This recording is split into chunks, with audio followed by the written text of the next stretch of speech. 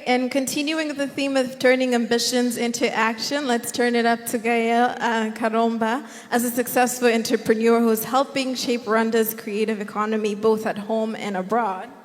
Mr. Karomba, how can the diaspora unlock full potential of Rwanda's creative economy, especially in the sports and entertainment industry? But I would also like to just add a question to that. Can you also talk about your work ethic and your discipline? And I think they say whom much is given, much is required. We have opportunities, but we also have distractions. Can you also talk about that as well? Thank you. Thank you so much. But first of all, I'm from here, I'm diaspora myself. People who say about diaspora,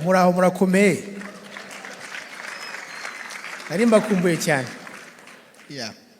So that's a great question. Actually, I get asked that a lot because I'm not from a background of music or sport or anything, and actually, my background is mathematics. You know, I studied math in my college and master's degree. I mastered in statistics, so I'm a numbers person. Even my first business here was not related at all on entertainment or sport, and you know, I was just doing other things. But then, when the time came, I went to Rwanda and found myself, you know, being called Coach Gael. In the entertainment and sports industry. So someone would ask me, why did you do that? As every good entrepreneur, I saw two things. I saw a gap and I saw an opportunity. So there was really a great gap in Rwanda, not only in Rwanda, but in East Africa, when it comes to the creative industry, the sport industry. There is no investors into those sectors. So there was that need. And another thing is, it's the opportunity that I saw.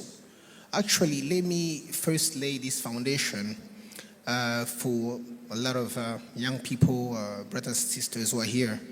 There's never been a better time than being an African creative than today. This is the best time. And I'll tell you why.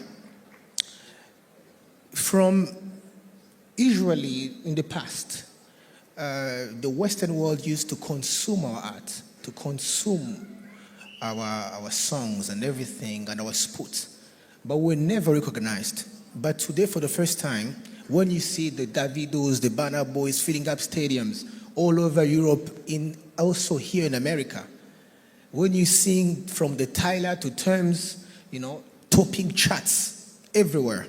When you see the Trevor Noah, you know, they're being called to host the Grammys. Now, African designers, African filmmakers are winning global awards.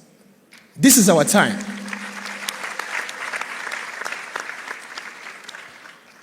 This has never happened before.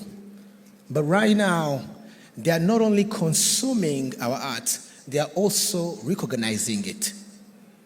And Rwanda, to me, is the best country right now that's positioned to really receive most of those benefits, and I will tell you why.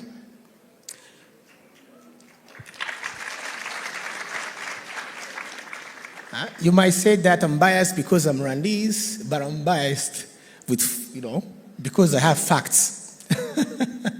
So right now, I think with the great leadership we have, our policy, we have, I think, the top infrastructures of sports and entertainment in Africa.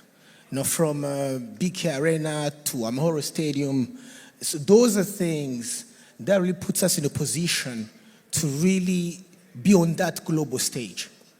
But not only that, in terms of infrastructures, Rwanda has become a hub of events, you know, from hosting Trace Awards, like those global awards, to hosting the most prestigious basketball leagues like BAL.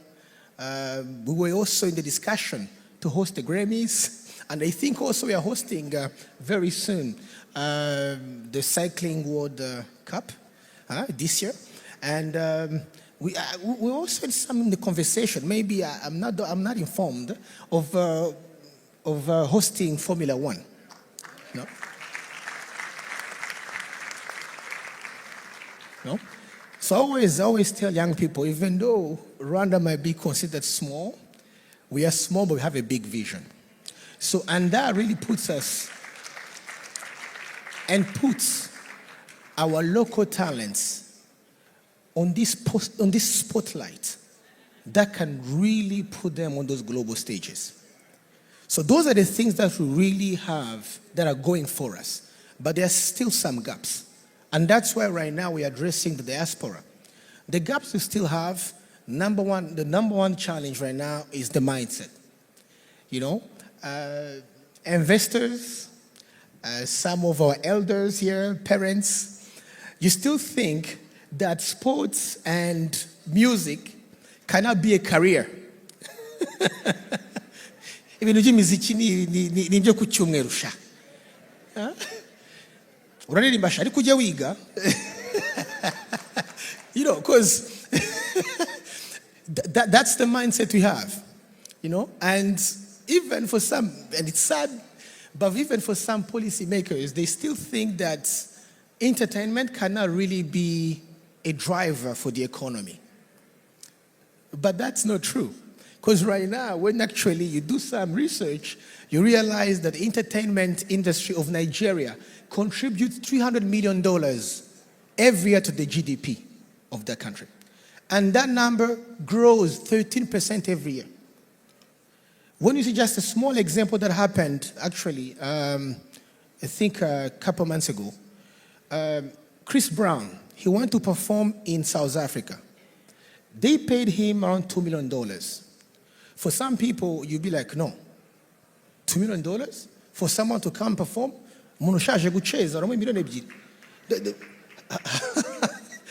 So for some people, couldn't even understand.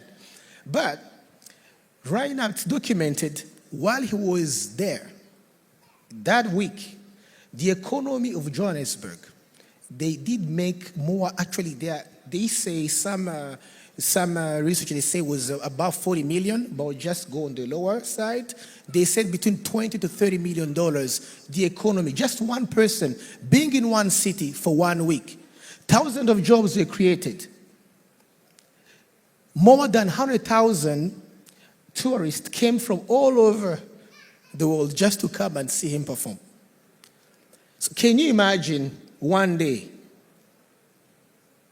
a Rwandese musician or an athlete being our national pride like that? Because this is this is the difference between the entertainment industry and other sectors.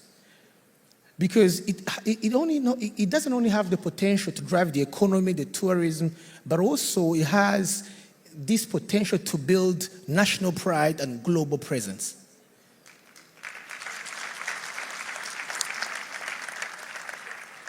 No, you might own a lot of real estates in Kigali, but you will never be invited on a global stage here in America and come up the stage with the flag of Rwanda.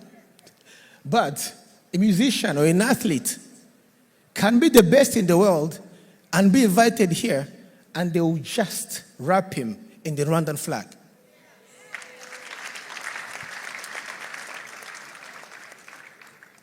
So I think the gaps we still have, the mindsets, the technology right now, we still have a problem with digital monetization. We don't have IP laws in Rwanda. Actually, I was sitting with a great lawyer, but please help us. We don't have IP laws.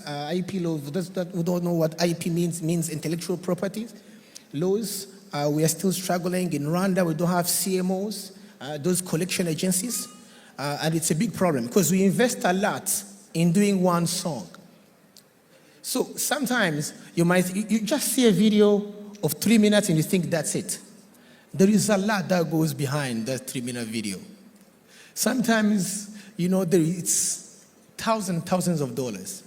But we just put it out there, someone watches on YouTube, and maybe we collect some royalties here and there on DSPs, but then bars, restaurants, and radio stations, TV stations, they play it for free. That doesn't happen here. That doesn't happen anywhere. That doesn't even happen in Kenya or in Nigeria. So we still have that. We still have those gaps. But I think the youth here in the diaspora have the knowledge. Actually, what we need the most, the technology to come and build those systems. And you have connections. You can be a bridge. So there is still a lot to do, and there is great potential. And I think our time is now. All right, thank you very much. Thank you again for highlighting the incredible potential for Rwanda's creative industry and the role that the diaspora can play in driving that growth, especially some areas that are not as popular in that sense. I believe we have time for one more question and we'll end the session. Muraho. All right, so my name is Linda Caneza. I am currently the Chief Talent Officer for a sports marketing firm in Florida. I am also an entrepreneur in Rwanda in agriculture, to be exact. My question is for Coach Gael. So Coach, first of all, thank you for being such a good mentor and motivating the youth on all of your platforms. I'm one of your watchers. Thank you. So mu by'ukuri ni by'agaciro mu diaspora mugenzi wawe. I learned so much from you. So my question, as you mentioned, Rwanda is currently in a great position to benefit from what's currently going on in a world where all eyes are on Africa, Sibyo. But my question would be, or what advice would you give a diaspora like me who, last year I started a call center in Rwanda with the sports marketing firm that I'm currently working with in Florida. Nagize amahirwe yo gutanga akazi ntago ari abantu benshi ariko mu Rwanda muri call center ariko ngera ahantu where I got basically stuck due to lack of connections. I've been gone for 20 years, so I'm not too familiar with Rwanda, but I'm learning. I'm learning as as the days go on. So my question really, or advice, where can a diaspora like me start? Especially, I want to expand the call center that we have in Rwanda. We currently have under 10 employees, but with the expansion, there's a lot of paperwork that is needed that we need from Rwanda to connect with, with the company here in the US. It's just a lot of things that I could go into, but of course I know we don't have enough time. Where can we start, basically? That's my question. Please, just hold on to your microphone. I didn't get you. So you were saying that you're in sports marketing? Yes, I'm a chief talent officer for a sports marketing firm in Florida. Okay, and then you have a call center, you mean in Kigali? Yes, natangije call center mu Rwanda kuri iyo company dukorera hano muri Florida. Okay. So babashe kumpa amahirwe yo kuko twari dufite guhitamo igihugu cyo hanze. As we know in America right now, a lot of corporate companies are looking for cheap labor, right? So we had an option to go to Mexico. Of course, me being Rwandese, nashize u Rwanda rarabasakurije ati we have to go to Rwanda. Ngira nagize amahirwe company irabyemera. Twatangiye muri December.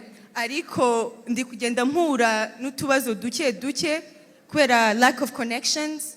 To be quite honest, sometimes I don't even know where to start. It could be a little bit frustrating, and also to where I'm now looking, like I didn't know what I was talking about when I was fighting for them to bring it to Rwanda. So we're now having meetings like, should we have went to Mexico? So what advice could you give me, or what should I do, basically? Thank you. Right. So actually, this is what I was, referring to.